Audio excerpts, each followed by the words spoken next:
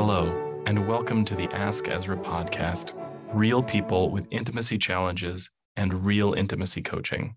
I'm Sir Ezra Algos, intimacy coach at askezra.info. If this is your first episode, you might be asking yourself, what is intimacy coaching? One definition is that an intimacy coach helps people feel safer, closer, and more connected to their lovers, friends, and even themselves. It is my goal to help people become closer to the people that they care about. So join me for this session already in progress. I appreciate your awareness, your emotional awareness. And I think that's something, even to get to where you're at is where a lot of people struggle to get to that point. And, just acknowledging the feeling is huge, right? Like people go like, oh, I'm angry. How do I deal with it? How do I fix this? Right. And to just observe it and say, oh, I'm angry now. That is actually really useful. That's really helpful because now we've brought a mindfulness to that feeling. And feelings pass. So, okay, you're angry.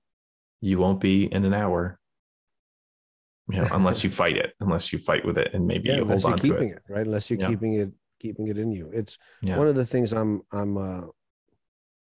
that's one of the things I'm working on is acknowledging the emotion and where does it fall into my bigger perspective, right? Is the reason why I'm angry at this moment even valid? Like, what am I doing, right? Granted, I'm still going through my experiences of emotion, my wide range of emotion, but the rebound time is coming down because there was a gentleman I was speaking to a week ago, dropped some incredible knowledge on me. And he said, we were talking about triggers and trauma response. And what he said was, triggers are a way for a person to keep control of this situation in their mind, right? This is what I'm doing to maintain control of the situation because I've been in something similar and I didn't have control before. This is how I'm keeping control. And the question to ask is, what is it that you need right now? What is it that's not being conveyed? If you can sit with that question while you're going through the trigger, you can start working out of it, right? Because finding the ability to ask or be asked, what is it that you need at this moment, right? So that you can feel like seen and heard. Yeah, when I felt that way, my partner makes sure that like she's on it, like she'll just sit and listen when I hit that wall. Sounds like you got some pretty amazing partners. I'm blessed to have one brat in my circle. Is that a blessing? But no, in the sense of they're very respectful and they know that they're on top of their shit, right? You can't be a brat and not be on top of your shit. Yeah. Right. If you're just a brat and you're not on top of your shit, what energy exchange is there happening here? Right. Yeah. It's like, yeah, absolutely. I don't want to correct you and have to deal with your attitude. Attitudes aside, right? I have to be on my A game because that's what's expected of me if I'm expecting it of them. Right? So the idea of practicing what we preach is paramount in all of this stuff, right? That's another reason why I had to address my shame, right? I can't talk to you about addressing your shame if I'm not addressing my shame. Exactly. Right? So the brat does keeps me young too. Like she's a couple of years younger than me. She's old enough to be my daughter. And not really, but maybe sort of. Actually, yes. But yeah. I can do the math. I'm really thankful. I'm really thankful for where my life has brought me, but it's just taken me a long time to be thankful for it. Right.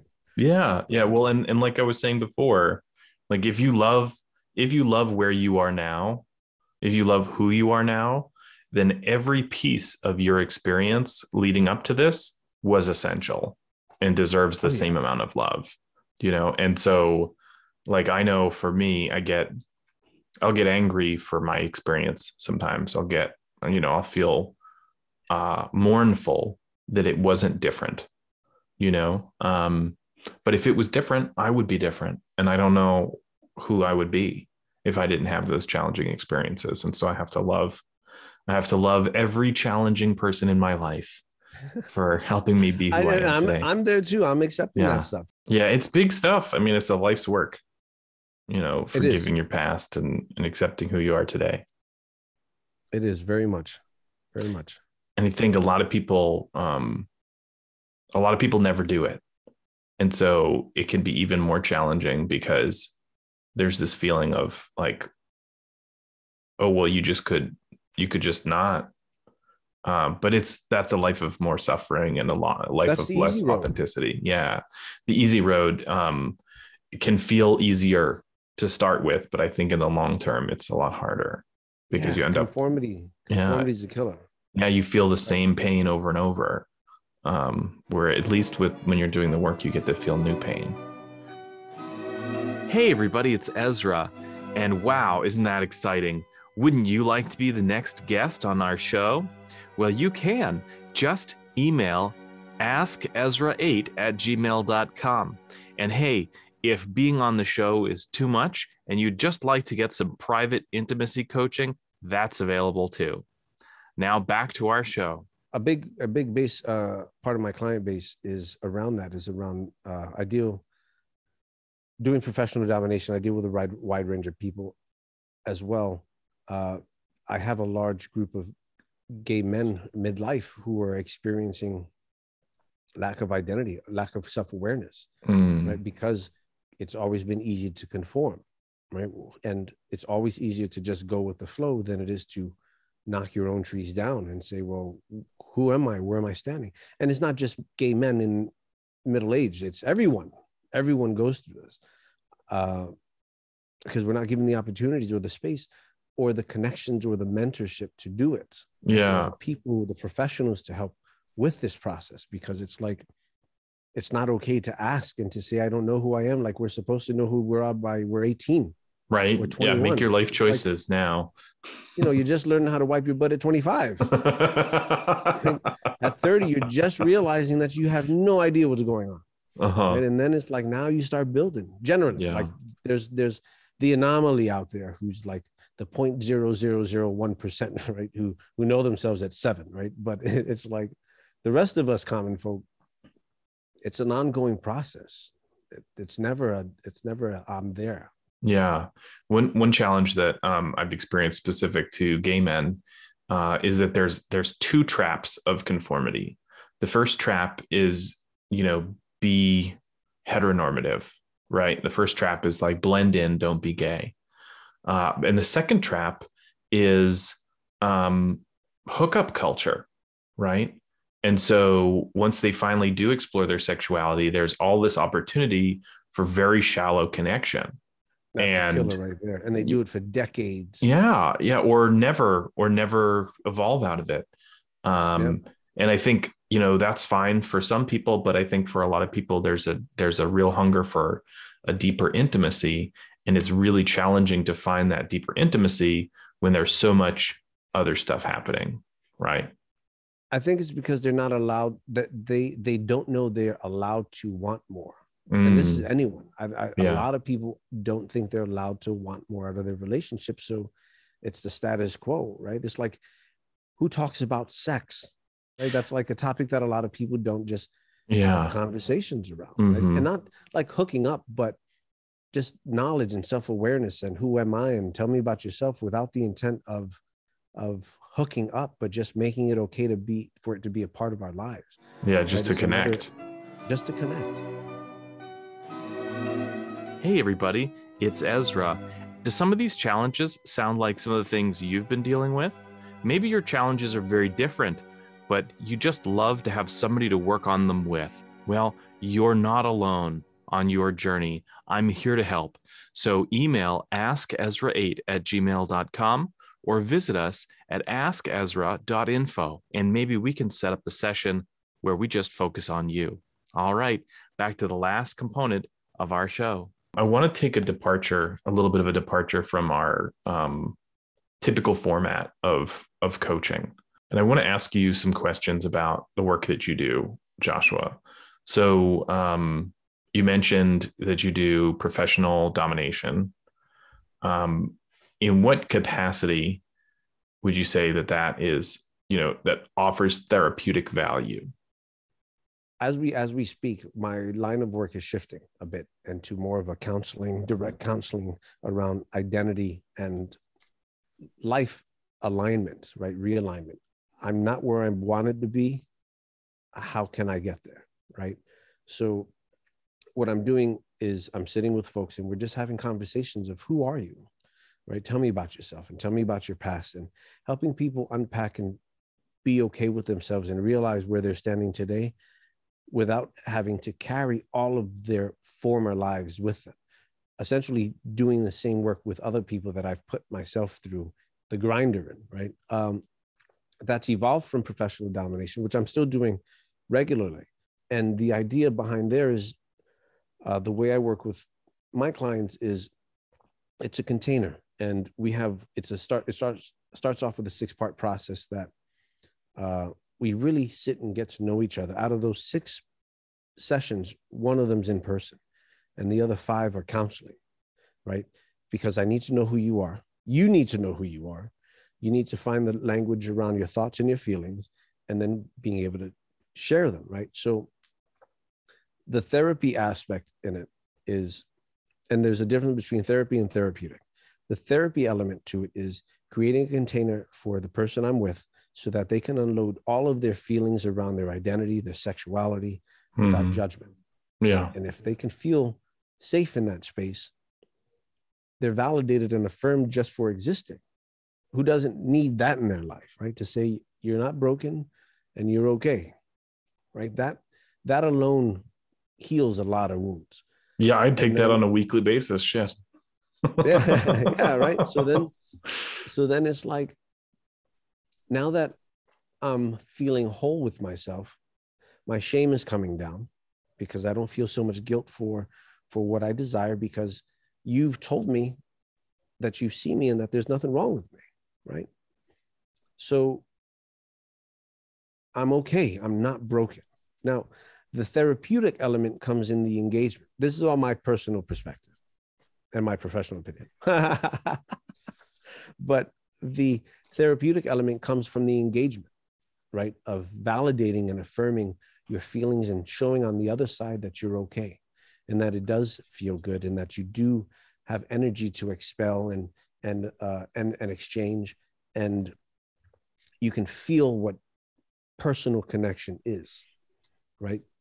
That's another element that we're missing in our lives is intimacy and affection, and not with sex, but just intimacy and affection, to feel in my body and go, oh, that feels good, or oh, I need that because it's helping me release all this negative energy, whatever our reasoning behind the need for intimacy and affection. Sex is a byproduct, but intimacy and affection are the therapeutic element of it, right? So the therapy part is the conversation and the space creation. The therapeutic element is the action and feeling okay in your body. I'm working with an organization called tashra.org with the intent of legitimizing BDSM, professional domination, as a form of therapy. Because we are doing important work, and it's important that people can find peace with their identity. Yeah. It's hugely important. That's our core, right? That's it, right? It's not about the degrees that you have on your wall. It's not about how many therapy sessions. It's, are you whole with your identity, right? Yeah. The work has to be inside just as much as it has to be, more importantly, in my opinion, more importantly, that you attack here first before you go out there, because you need to know what you're dealing with. You need to know your toolbox. Yeah. Makes a lot of sense. So thank you for your therapy work and the therapeutic work that you've helped with people in your process and practice. Yeah, absolutely. Well, and thank you so much for coming on the show today. It's really a pleasure to have you. I really appreciated it. The idea of sex work is work. there's a wide range. Sex work falls under this big umbrella. My latest initiative, I'll tell you real quick, is when I grew up here in New York City, and on my way home from Times Square, I would connect with these sex workers out in Times Square. I was 16, they were in their late teens, and I got late teens. Yeah, they were in their late teens. And I spent time getting to know them. And in that process, what I came away from that is humanity, right? There's always someone behind that you're connecting with, that you're looking at. They have a soul, they have reason to be here, right? So fast forward 20 something years, and I was visiting someone who had relapsed, and at their space, there was 3 other sex workers there.